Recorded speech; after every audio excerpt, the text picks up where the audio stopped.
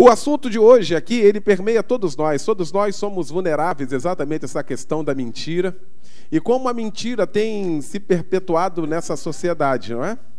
A cada dia que passa existem mentiras, e o mais interessante é que quanto mais escabrosa a mentira, quanto mais terrível a mentira, mais aceitação tem. Satanás conseguiu trazer na mente da sociedade, não é, algo que tem gente que mente tanto que ele mesmo acredita na mentira dele. O sujeito mente tanto, ele está tão acostumado a mentir que para ele, verdade e mentira é a mesma coisa, e o sujeito vira um mentiroso quanto mais. Quantas das vezes a gente se depara exatamente com essa questão de mentira, e quero dizer que eu estou vulnerável a isso todos os dias, você também, a todo instante surgem oportunidades para mentirmos. Porque nós estamos envolvidos no seio de uma sociedade que gira isso, só se sente isso. E a Bíblia vai dizer que os homens vão sendo enganados e enganando a cada dia. E aí, numa afã da gente tirar proveito de uma situação, a gente vai trazer problemas para a nossa vida espiritual. E quantos homens e mulheres de Deus vivenciando problemas terríveis, porque numa situação, achou até que foi muito sábio, muito inteligente ao proferir uma mentira, mas sem saber que estava colocando o pé numa pedra cheia de lodo. O que é mentira? Mentira é uma manifestação contrária à verdade, cuja essência é o engano. Interessante que toda vez que a Bíblia vai falar de mentira, ela vai dar a conotação exatamente de engano.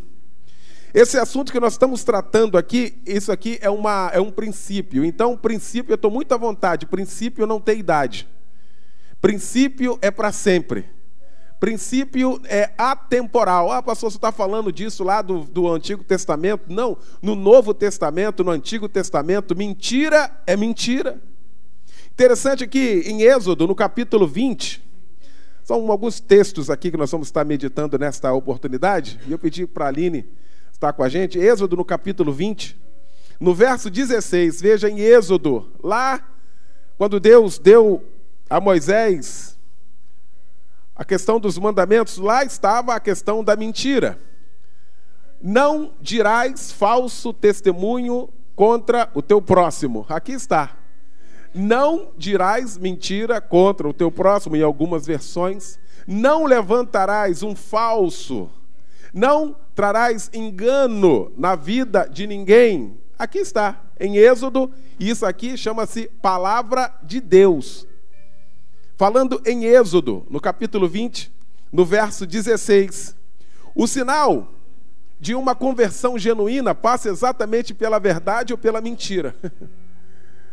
Quando a gente vê alguém assim, sabe, muito mentiroso, e o mais interessante é que a questão da mentira ela é tão complicada que se você mentir uma vez e for descoberto, você pode falar depois a maior verdade, vai sempre alguém ficar com o pé atrás. Veja como ela é destrutiva. E às vezes por pouca coisa, um negócio simples, bobo, às vezes por uma questão do politicamente correto, você vira um mentiroso no seio de uma comunidade porque você uma vez falou mentira. Uma vez proferindo a mentira, para você depois voltar a ser verdadeiro, vai ter sempre alguém com o pé atrás. Você pode nunca mais mentir, mas vai ter sempre alguém dizer assim, cuidado, hein, fulano, não sei não é muito confiável não. Em Efésios, no capítulo 4, no verso 25, o apóstolo Paulo vai trazer exatamente essa questão da mentira. E o que isso tem a ver com a nossa conversão? Não é com a adesão, é com uma conversão. Será que aquele mentiroso, quanto mais, que tem prazer na mentira, que pauta a sua vida na mentira, será que de fato se converteu? Efésios, no capítulo 4, no verso 25, tem um texto do apóstolo Paulo que vai trazer exatamente para a gente poder balizar exatamente essa questão. Isso, por isso, deixai a mentira e falai a verdade, cada um com o seu próximo, porque somos membros uns dos outros. Veja que nós falamos do Antigo Testamento, falamos de Êxodo, falamos de Deus, e aqui nós já estamos no Novo Testamento, numa nova dispensação, e o apóstolo escrevendo exatamente sobre isso, dizendo, por isso, deixai a mentira. Quantas vezes, por uma coisa tão simples, Casamentos são destruídos. Casamentos são destruídos comumente por uma mentira. E sabe qual é a mentira? Não é uma mentira escabrosa, não. Você sabe onde casamento muitas das vezes quebra? Sabe por que a gente trata de muitos problemas no seio de relacionamento familiar? Por causa da mentira boba, simples. Que se falasse a verdade, teria resolvido, teria uma vida tão boa, tão maravilhosa. É o sujeito que está em Nova Iguaçu. E aí a esposa liga e diz assim, você está onde? Diz assim, eu estou na Barra. Ah, o carro quebra em Nova Iguaçu. Aí você está onde? Agora eu estou em Nova Iguaçu, mas você não vai estar na Barra? Pronto. Por que não falou onde estava? Por que não foi verdadeiro? Por que mentiu? Olha que negócio complicado. E aí nunca mais, quando a esposa ligar para ele no outro dia, você está onde?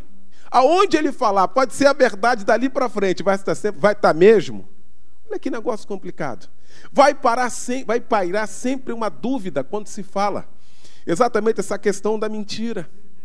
A questão clássica de mentira, em Atos, no capítulo 5, essa aqui é a clássica. Vai falar de Ananias e Safira. Talvez seja esse o fato mais emblemático sobre a questão da mentira. Lá no início da igreja, lá na igreja primitiva, Atos 5, a partir do verso 4. Lá no início da igreja, vai dizer que eles vendiam tudo, repartiam, estavam todos, se davam, né? Estavam na casa dos outros, compartilhando uns com os outros. E eles vendiam mesmo suas propriedades e depositavam o valor aos pés dos apóstolos. Interessante que um casal, Ananias e Safira, Ananias e Safira, eles venderam também suas propriedades. Só que isso não era uma imposição, não. A pessoa que fazia isso queria fazer, não era imposição. Não tinha nenhum pedido dos apóstolos para isso, não, zero. Eles venderam uma propriedade. E aí combinaram. Interessante que tem um adágio popular que diz assim, combinado não é caro nem barato. Nesse caso aqui foi caro. Eles combinaram, disseram assim, olha, a gente vai chegar lá, vai dizer que a gente vendeu por X a propriedade, e aí, como eles não sabem mesmo, aí a gente passa como se estivesse colaborando, estivesse fazendo exatamente para a gente ficar bem na fita. Tem muita gente querendo ficar muito bem na fita e às vezes muito mal com Deus. Tem muita gente querendo viver o politicamente correto e fica muito bem com a comunidade, com a sociedade, mas fica muito mal com Deus. Foi exatamente o caso do casal aqui. Então vamos combinar? Então vamos. Eu vou chegar lá, vou falar que eu vendi por X. Depois você chega, eles vão perguntar, você confirma. Só que eles foram em tempos diferentes. Foi Ananias primeiro. Chegou lá. Quando ele coloca, Pedro pergunta, foi por isso mesmo? Por essa quantia que você vendeu? Foi, exatamente. Assim, por que mentiste ao Espírito Santo? Às vezes a gente acha que mente a pessoa. Todo pecado, querido, ele é praticado contra Deus. E a mentira não existe, mentira maior. Não existe pecado maior do que a mentira. E aí ele morre. Pouco tempo depois chega a esposa, que não tinha visto exatamente aquela cena daquela morte, e ela chega lá, Pedro pergunta, e aí, por quanto foi vendido? Por X. Ela confirmou, combinado. Olha o combinado aí. Vamos combinar? Combinado não é caro e nem barato, né? E ela confirma. Quando ela confirma, o apóstolo diz assim, é que você não viu, esses homens que estão chegando a eles acabaram de sepultar o teu marido, porque vocês mentiram ao Espírito Santo. Não existe na história da sociedade, eu não quero nem colocar agora na questão espiritual, na história da sociedade, uma mentira que prosperou. Não existe mentira que prospera, querido. E quantas vezes nós estamos dentro dela? Quantas vezes eu tenho a possibilidade de rechaçar e às vezes eu me utilizo dela? Quer ver um negócio muito comum no nosso meio? Comum, que já virou praxe, já entrou na corrente sanguínea, às vezes a gente não... Irmão, ora por mim, querido, eu vou orar sim. Não ora nada. Quantas vezes eu fiz isso? Irmão, estou precisando tanto oração, irmão, o senhor me ajuda em oração, irmão, deixa comigo que eu vou orar. E não ora. Comum nosso, falando da nossa comunidade. Ou não é assim? É assim. A gente se compromete, a pessoa confia, mas a gente não ora. Então já comecei a tomar logo uma atitude logo. Irmão, você ora por mim? Irmão, vou orar agora. Vai que eu esqueço depois. Ou a gente resolve nossos problemas, a gente tem problema, então vamos equacionar o problema. Então, meu irmão, chega aqui que eu vou orar agora pelo irmão. Se eu lembrar mais tarde lá em casa, eu vou orar, mas eu acabei de orar pelo irmão. Tá bem, querido? Tá bom? Então vai com Deus. Porque a gente vai... Não, meu irmão, deixa comigo. A pior coisa que tem é o tamo junto. O tamo junto é um problema, querido. O cara tamo junto, cuidado, não tá não. Né? Nem estamos, né? Agora ele botou TMJ, né? Você manda pro cara assim, campeão, tô precisando de você aqui, TMJ, tamo junto, né? Às vezes não tá. E aí aquela mulher também morre. Interessante que, comumente isso era no tempo da lei, a lei mais severa. Interessante que aqui em Atos já estávamos vivendo a graça. E sabe o que isso quer dizer? Em qualquer dispensação, querido, Deus é o mesmo. O Senhor é o mesmo. O nosso Deus é do Antigo Testamento, Ele é do Novo Testamento e vai sair fora do Testamento. O nosso Deus é atemporal. E aí segue das meias mentiras, que elas não existem, né? Meia mentira. Não, a gente dá uma de Abraão. A gente dá meio uma de Abraão, nosso pai na fé. Não é? Imagina, Abraão. Em Gênesis, no capítulo 20, verso 2, é registrada uma história sensacional. Abraão e Sara. Abraão comete algo, e por isso que essa questão da meia mentira. Meia mentira foi mais uma invenção do diabo para poder trazer um alento a essa sociedade. Gênesis, no capítulo 20, verso 2. Aqui, ó. E havendo Abraão dito de Sara, sua mulher, é minha irmã, enviou Abimeleque, rei de Gerar, e tomou a Sara. Deus, porém, veio a Abimeleque em sonhos de noite, e disse-lhe, eis que morto serás por causa da mulher que tomaste, porque ela tem marido. Mas Abimeleque ainda não se tinha chegado a ela, por isso disse, Senhor, matarás também uma nação justa? Não me disse ele mesmo, é minha irmã? E ela também disse, é meu irmão, em sinceridade do coração e em pureza das minhas mãos, tenho feito isto. E disse-lhe Deus em sonhos, bem sei que a tua sinceridade do teu coração fizesse isso também, que eu tenho impedido de pecar contra mim, por isso não te permiti tocá-la. Está aqui. Abraão chega e com medo de ser morto, porque naquela época, se o rei se apaixonasse pela mulher do sujeito, ele mandava matar o sujeito e ficava com a mulher. E aí Abraão falou assim, não, ela é minha irmã. Você não me mata, não. Aí o texto vai dizer que, de fato, Abraão era meio irmã mesmo de Sara. Mas o intuito aqui não foi de falar que ela era meio irmã, meio esposa, não. O intuito aqui era de enganar. Toda vez que o fundamento for para enganar, toda vez que o fundamento for para ludibriar, toda vez que o fundamento for para ter alguma vantagem, é mentira. Não tem outro jeito. Aqui foi o caso, um dos patriarcas. Às vezes Deus se apresenta no Antigo Testamento como sendo Deus de Abraão, de Isaac e Jacó. Sabe o que isso aqui quer dizer para mim, querido? Que independente de onde eu esteja, a qualquer momento eu posso me utilizar da mentira. Não há segurança para isso. O que há segurança é a vigilância em Deus e oração em Deus o tempo inteiro para não cair. Aqui. Eu trouxe exemplo de Abraão, o nosso pai na fé. Sabe o que acontece nessa questão toda que nós estamos falando? Uma vida de engano não vale a pena. Uma vida de engano não vale a pena. Eu convido você em 10 segundos para você fazer uma viagem agora na sua mente, em 10 segundos, para você ter noção de onde está alguém que você conheceu que é mentiroso. Todo mundo conheceu um mentiroso. Todo mundo teve uma experiência com um mentiroso. Onde está ele hoje?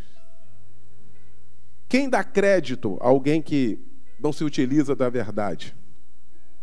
Quem confia em alguém que não se utiliza da verdade? Interessante, na primeira epístola de João, no capítulo 1, no verso 6, João fala exatamente sobre isso.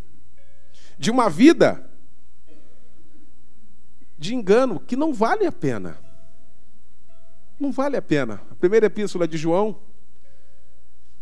no capítulo 1, no verso 6.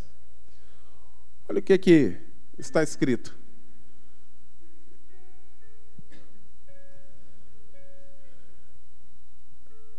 E se dissermos que temos comunhão com Ele e andamos em trevas, mentimos e não praticamos a verdade. Volta um pouquinho Isso, volta mais um pouquinho. Aqui, ó.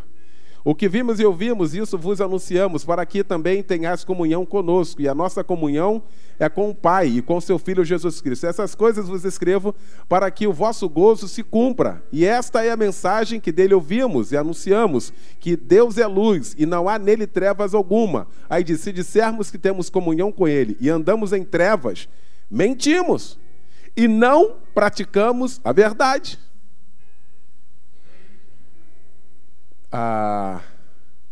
Tem gente que já matou a avó 4 vezes. E em tese a gente só tem 2. Né? A mãe do meu pai e a mãe da minha mãe.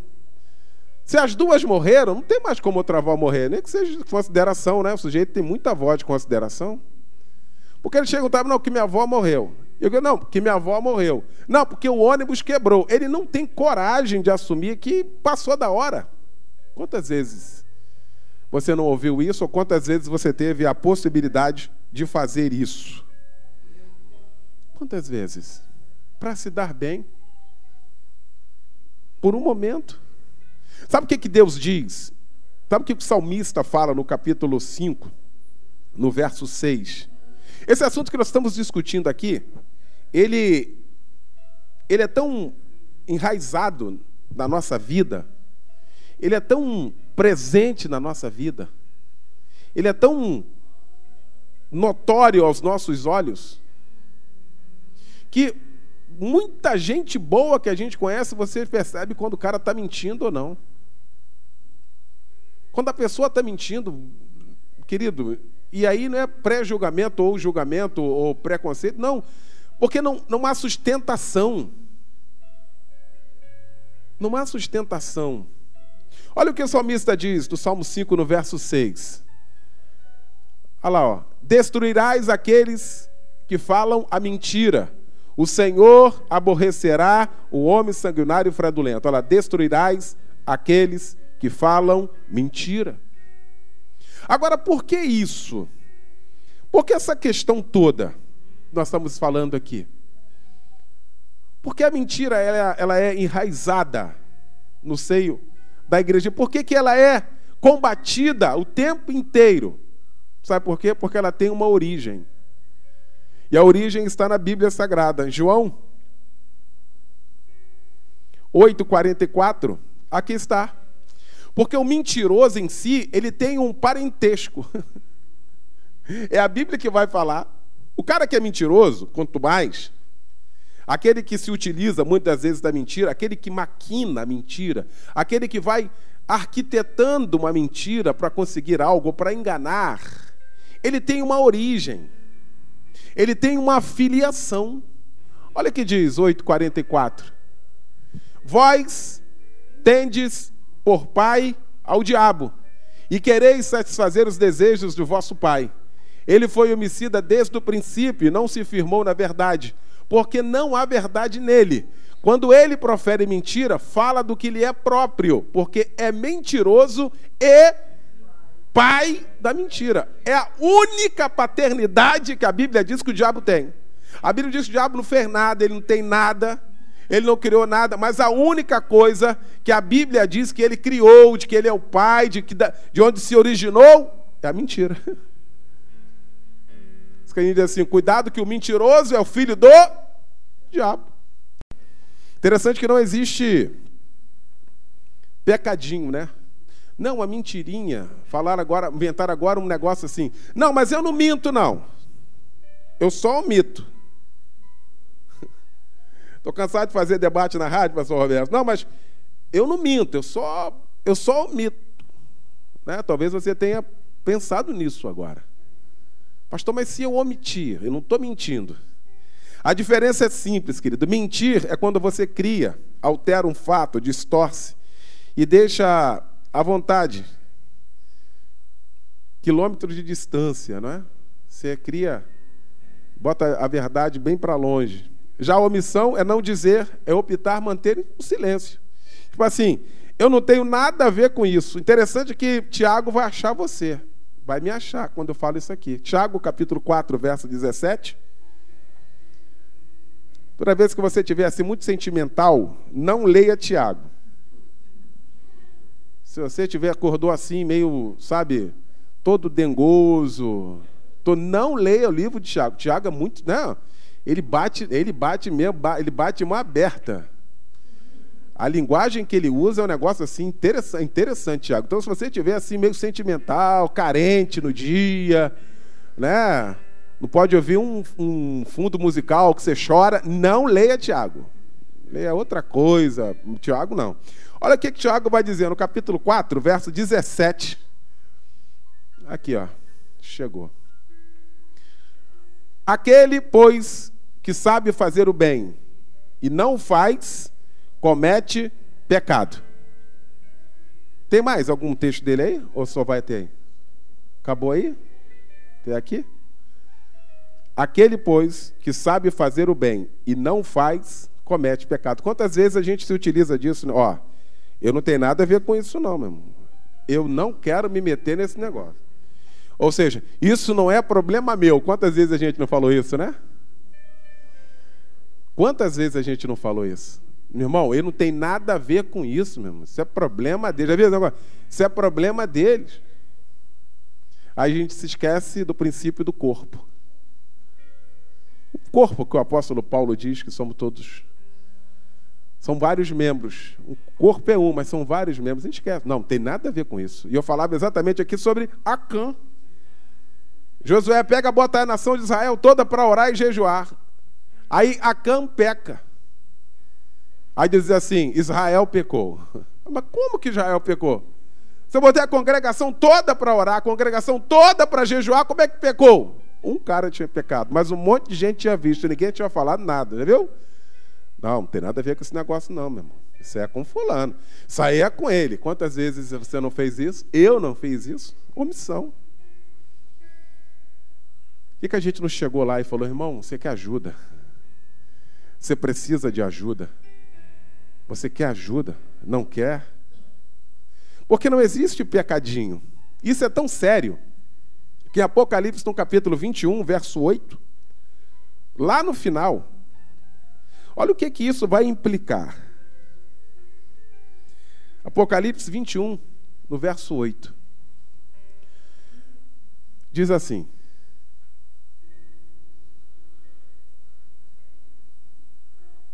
mas, quanto aos tímidos, e aos incrédulos, e aos abomináveis, e os homicidas, e aos que se prostituem, aos feiticeiros, aos idólatras, e todos os, a sua parte será no lago que arde com fogo e enxofre, que é a segunda morte. Está aqui. O texto é esse aqui. E aqui não tem negócio de exegese, pode chamar o maior teólogo do mundo, está escrito aqui. Porque mentira, a gente leu mentira lá em Gênesis. Se eu for, lá em Êxodo, se eu for um pouquinho para trás, se eu for lá para Gênesis, lá já teve mentira. Se eu for antes de Gênesis, já teve engano. Antes do capítulo 1 de Gênesis, antes, já teve engano. Teve alguém que, não, que isso, rapaz, a gente vai ser maior que ele, vai ser igual.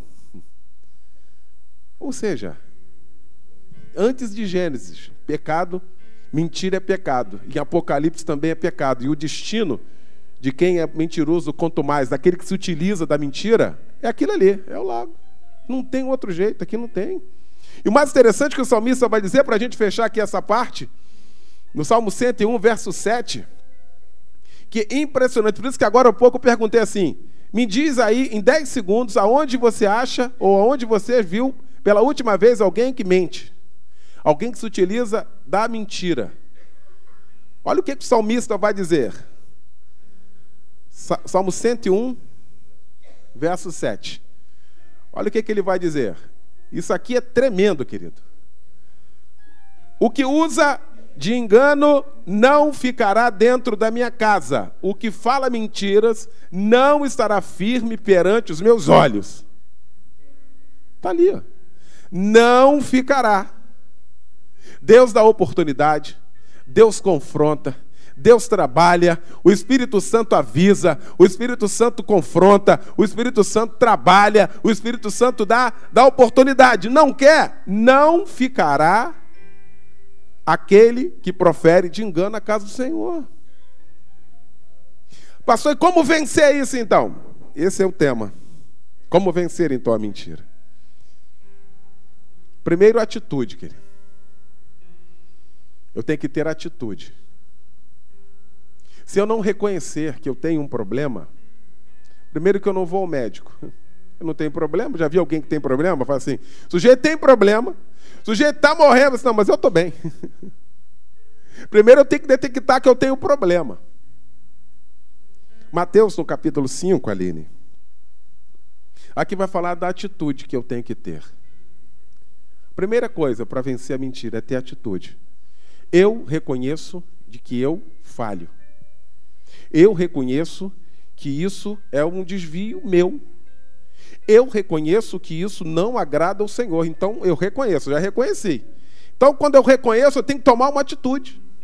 Porque senão eu viro quanto mais, senão fica normal, senão vira comum, senão está tudo certo. E Mateus, no capítulo 5, no verso 37, tem uma aula aqui. Isso aqui é uma aula, no 37, que diz assim, ó. Seja, porém, o vosso falar sim, sim. Não, não. Está aqui. Por que muitas vezes a gente tem que ser politicamente correto? Eu quero bater nessa tecla. Não, eu não vou falar não, porque senão a pessoa vai ficar chateada. Querido, me perdoe, você vai ficar chateada, mas se eu tiver que falar não, eu vou falar. E você também tem que falar. Quando tiver que falar sim, diga sim. E seja assim. É o texto que diz. Seja, porém, o vosso falar sim, sim, não, não. Atitude. Aí, campeão, tem como quebrar o galho aqui e fazer? Não tem não, querido. Caramba, pô, tem o jogo duro. Não tem como fazer não, amigo. Aí, tem como fazer isso aqui para mim? Tem sim, então cumpra. É o que você está dizendo ali, ó. Veja que nas atitudes do dia a dia, aí o texto termina, porque o que passar disto, olha lá, é de procedência? De procedência? Quem é o pai da mentira? Pronto, está aqui, o texto, ele se explica, ele se auto-explica. Quantas vezes a gente fecha uma palavra, dá uma palavra e não cumpre? O texto está falando disso. A outra coisa é o arrependimento. Se eu não tiver arrependimento, se eu não me arrepender, querido, de nenhum pecado, como nós estamos falando aqui da mentira, esquece. Esquece. Em Provérbios, no capítulo 28,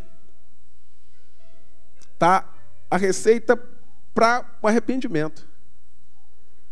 Porque se eu não me arrepender dos meus pecados, eu vou achar, em algumas horas, que Deus é até meu parceiro no pecado. Olha que absurdo que a gente chega.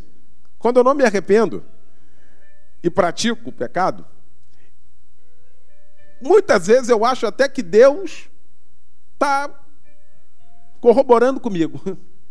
Não, ele sabe que isso é minha fraqueza, né? Aí a gente usa um texto completamente fora do contexto. Não, o poder dele se aperfeiçoa na fraqueza, sim, não na safadeza. Fraqueza é uma coisa, dissimulação é outra coisa, completamente diferente. É por isso que o texto diz assim, de Deus não se zomba. O texto também é assim, de Deus não se zomba. Tudo que o homem plantar, com certeza também se fará. Está falando aqui. Isso aqui está uma divisão. Uma coisa é a fraqueza. E ele conhece que eu estou lutando com ela. para sair dela, para ser forte sobre ela. Outra coisa é quando eu sou dissimulado. Não, isso é meu pecado. Isso é meu mimo. Isso aqui eu acho até que eu não consigo viver sem ele. Olha o que Provérbios vai dizer no capítulo 28, 2 versículos 13 e 14. Que diz assim, ó.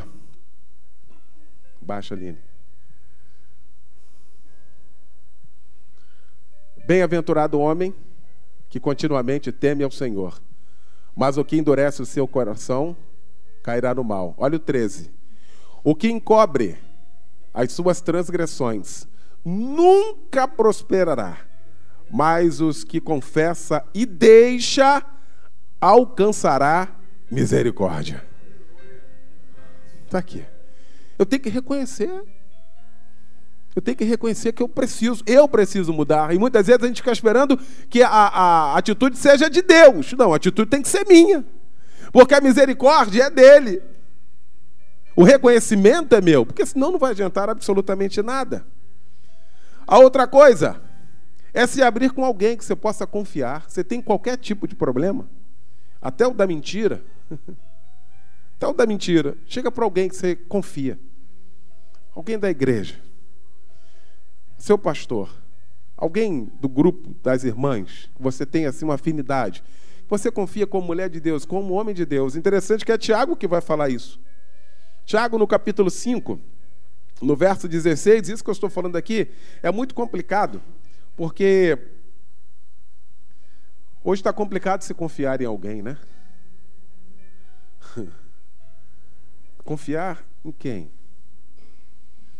Mas na sua igreja, na sua comunidade, eu tenho certeza que você tem alguém que você confia como homem de Deus e como mulher de Deus. Procure essa pessoa. Procure essa pessoa. Tiago, no capítulo 5, ali no verso 16. Isso. Que diz assim, tá bom aí. Confessai as vossas culpas uns aos outros e orai uns pelos outros, para que sareis. A oração feita por um justo pode muito em seus efeitos. Olha lá. Confessai as vossas culpas uns aos outros. Não é para ser perdoado, não. Porque só tem um que perdoa pecado, Jesus. Se com tua boca confessar a Jesus, ele é fiel e poderoso para perdoar todos os nossos pecados. Mas para sarar, o caminho é confessar uns aos outros. Isso é abrir, é botar para fora. É tirar de dentro de você um peso que você carrega e que você não consegue dividir com ninguém. Uma caixa fechada, parece uma bomba relógio que a qualquer momento vai explodir. Exatamente isso que o texto diz assim: confessai uns aos outros, ou seja, bota para fora, compartilha com alguém, pede ajuda, pede oração. Olha lá, para que sareis. E orando. Às vezes a gente passa de largo do nosso pecado. A gente ora 20 minutos, meia hora. Mas a gente não reconhece em oração. Tipo, Senhor, e olha que ele sabe. Deus, o Senhor conhece a minha fraqueza. Ó Deus, eu sou um miserável. A gente não passa por ali. A gente pede, a gente fala um monte de coisa, menos tocar. Olha o que o salmista vai dizer no Salmo 119. Salmo 119, no verso 29. Vai trazer aqui uma oração. Uma oração quando a gente já não tem mais forças, mas a gente sabe que o pecado está ali, que tem algo que não coaduna com a vontade de Deus. 29. Diz assim: desvia de mim o caminho da falsidade e concede-me piedosamente a tua lei. Desvia de mim o caminho da falsidade. O próprio salmista, no Salmo 51, ele vai trazer um pedido, dizendo: cria em mim, ó Deus, um coração puro.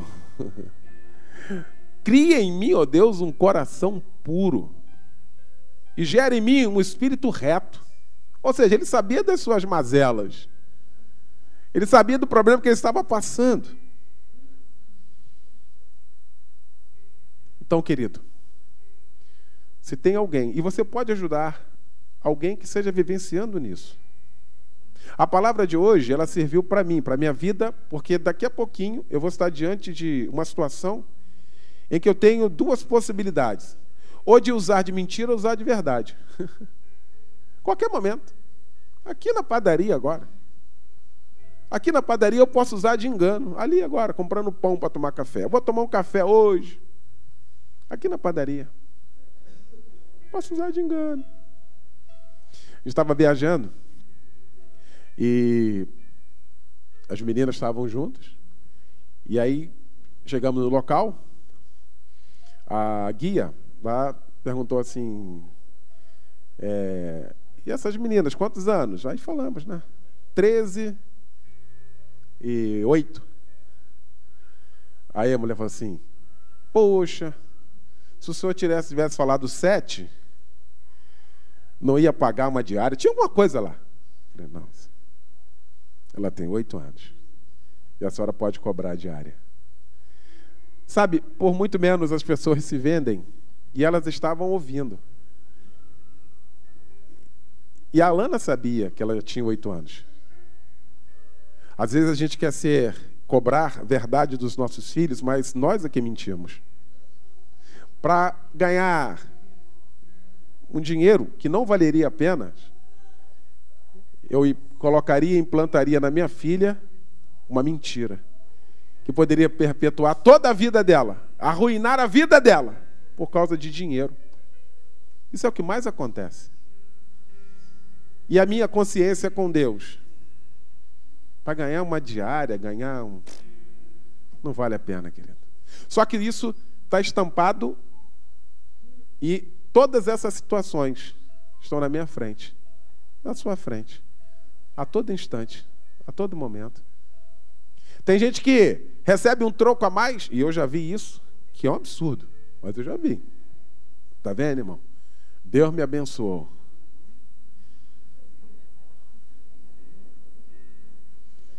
Eu estava precisando desse dinheiro. E chegou na hora. Eu dei um troco, eu dei 50, a mulher me deu um troco de 100. Glória a Deus, querido. E aquela pessoa que vai pagar, aí Deus foi bom com você, e com ela foi ruim. E aí a gente vem para a igreja. Aí a gente participa da ceia. Aí a gente quer ter autoridade. Como? Se utilizou de engano. Quantas vezes a gente mente no dízimo? Aqui só eu. Pastor Paulo não vai lembrar quanto que eu dei mês passado. Pastor Paulo, né? Aquelas dores dele, vai lembrar quanto que eu dei. Vou botar aqui, dar uma de Miguel. Pastor Roberto não confere mesmo, graças a Deus. Pastor Roberto é a peneira mais fina, mas Pastor Roberto está estudando. Então vou dar uma... Pois é. Para fechar, querido, abra sua Bíblia, Filipenses no capítulo 4, no verso 8, e eu termino aqui. Essa palavra ela é toda para mim, que é todo instante, todo dia, todo dia, todo dia, todo dia, todo dia, lá na minha casa, todo dia. Eu posso mentir ou eu posso falar a verdade. A escolha é minha. As consequências também. Filipenses no capítulo 4, no verso 8. Coloca aqui, Aline, por favor. Vou ler o contrário, hein? Nisso pensai, se há algum louvor, se há alguma virtude, se é de boa fama, se é amável, se é puro, que é justo, que é honesto. Todas essas que eu falei aqui, só vai ter fundamento, só vai ter o impacto que a palavra de Deus pode ter, se tudo for verdadeiro. Porque se não for verdadeiro, esquece. Porque é impossível ser verdadeiro e ser honesto. Não ser verdadeiro, você já viu mentira honesta? Não, eu fui honesto, eu menti. Não tem como. O texto está dizendo isso, o apóstolo não pode ser puro, não pode ser amável, não pode ser de boa fama. Você não pode pensar nisso. Mas se for verdadeiro, tudo que é verdadeiro, nisso pensai. Ou seja, esteja dentro de você, esteja na sua mente, esteja no seu coração, a sua atitude. Esteja, querido, na minha vida. Na minha vida. E o mais interessante disso tudo, que a pessoa que é verdadeira, ele só conta uma história. O mentiroso tem que se esforçar para lembrar qual foi a desculpa que ele deu, para não cair na... Olha só. Mas quando você é verdadeiro, querido, você conta a história hoje, verdadeira. Daqui a um ano vão lhe perguntar a mesma história, você vai contar a mesma história. Porque é verdadeiro. Se coloque de pé em nome de Jesus. Vencendo a mentira. Aleluia. Que eu possa aplicar essa palavra no meu coração. Que eu possa estar atento agora. Que eu possa estar vigilante a cada dia. Que eu possa ser verdadeiro. Eu lembro do salmista quando ele dizia assim: Senhor, vê se há em mim algum caminho mau. O salmista sabia de como o Senhor sondava os corações. A gente se esquece de que nós estamos na presença dele e de que nada escapa aos seus olhos.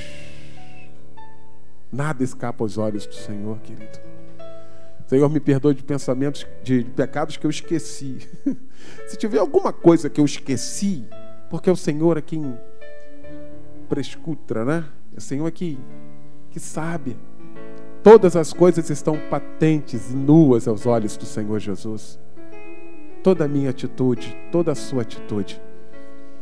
E nós louvamos a Deus quando falamos a verdade.